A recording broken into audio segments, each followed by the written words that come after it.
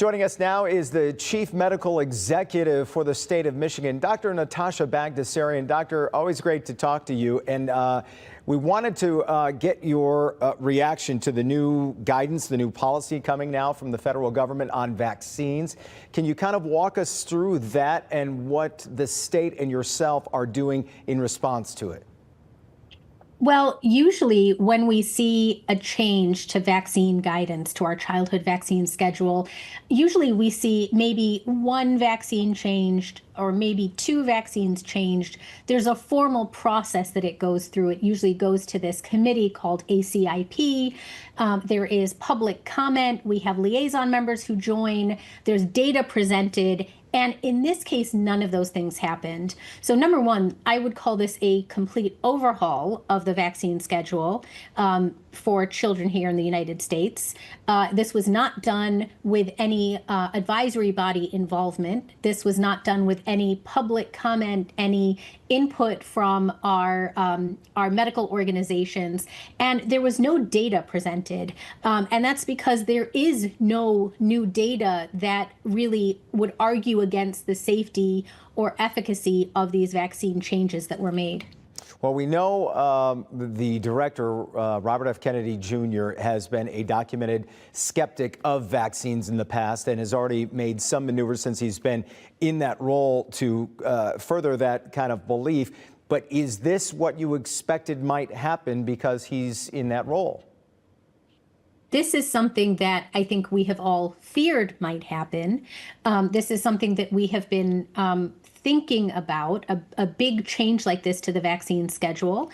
I think that the way in which it happened was just unprecedented. And unfortunately, this causes a lot of confusion to people out there. It causes confusion for parents who are trying to make the best decisions for their children.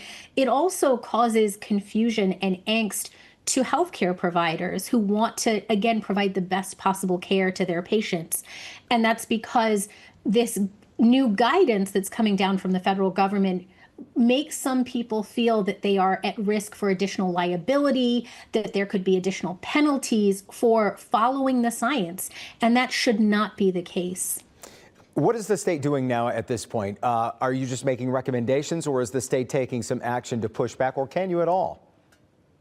Well, what we did in late 2025 was we issued a statement, a standing recommendation, asking Michigan healthcare providers, recommending that they follow the vaccine schedule guidance provided by the AAP, that's the American Academy of Pediatrics, and the AAFP, the American Academy of Family Practice.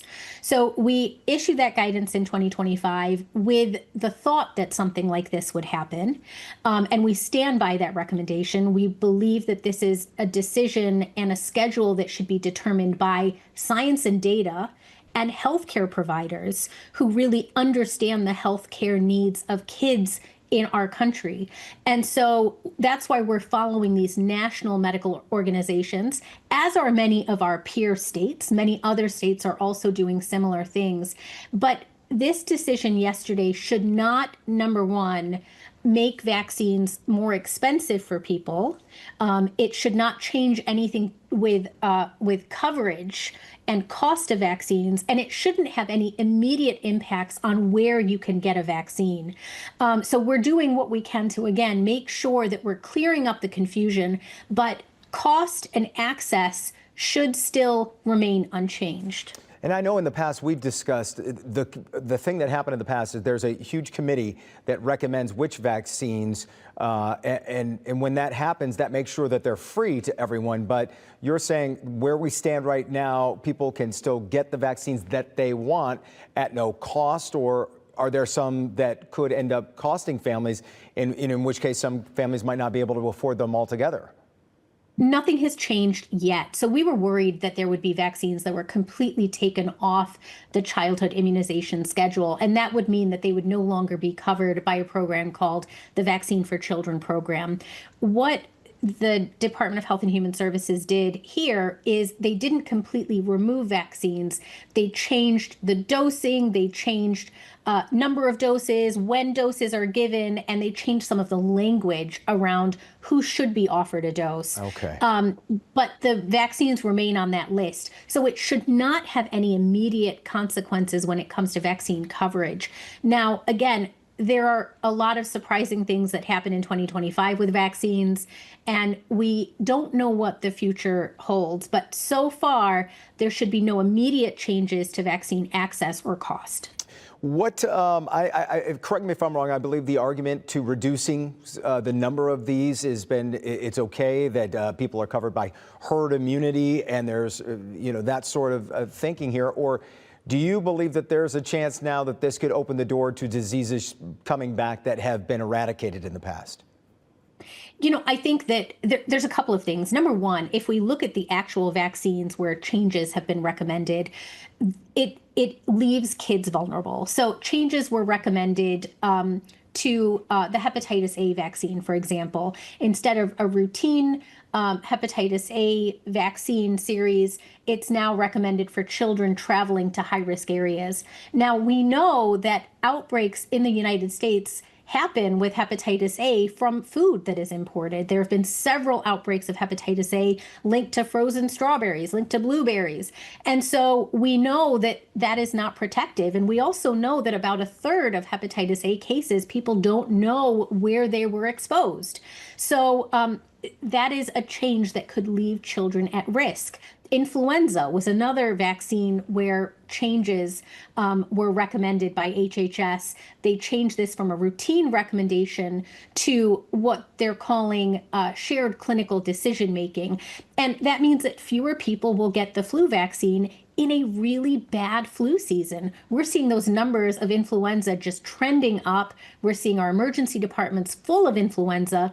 8 U.S. children have died this season from influenza in our country. And again, that's leaving kids vulnerable. But this vaccine hesitancy and the confusion all of this is creating, I think that's going to impact even vaccines that weren't specifically called out by changes. We've seen a decline in measles vaccine across our state. We know that there are many communities where there isn't herd immunity protection. And so we are seeing measles come back. We are seeing pertussis come back. And that puts all of us at risk. Yeah, and we've reported on those once thought to be eradicated measles back about 25 years ago. Finally, Doctor, I'll leave you on this. What's the best advice for families out there that hear a discussion like this and, their kind of head is spinning? Maybe some newer parents with little ones at home. What's the best advice here? Is it simply to talk to your doctor and just walk through how you want to proceed with your kids and vaccines? Well, number one, I just want to recognize that all of those parents out there, they want to make the absolute best decisions for their kids. And I understand that. I'm a parent myself. I know how agonizing it is when you're making medical decisions for your child. So I want to acknowledge that these concerns are real. But if you have concerns, there are two places that you can turn to. Number one, the Michigan Department of Health and Human Services, we remain committed to following the science and the data. So we are recommending that parents and healthcare providers follow those recommendations from the AAP and the AAFP. So those are two trusted sources of information. And secondly, yes, talk to your healthcare provider. Most healthcare providers vaccinate their own kids because these are vaccines where we have reviewed the science, we've reviewed the safety, and we've seen the consequences of not immunizing. I lied. One last question, Doctor. Is it disappointing to you as a scientist, as a doctor, that this just keeps falling under, it keeps getting more and more politicized, it feels like? It's very disappointing. I'm not an elected official. I'm a physician. I've spent my entire career trying to combat infectious diseases, and none of this should be political. These are health decisions that should be made by parents in conjunction with their healthcare provider. And these are decisions nationally where policy should be guided by science and should be guided, again, by those medical organizations. Chief Medical Executive for the state of Michigan, Dr. Natasha Bagdasarian. Always nice to get your insight and your thoughts on everything that's happening out there. Thank you so much. Thanks for having me on.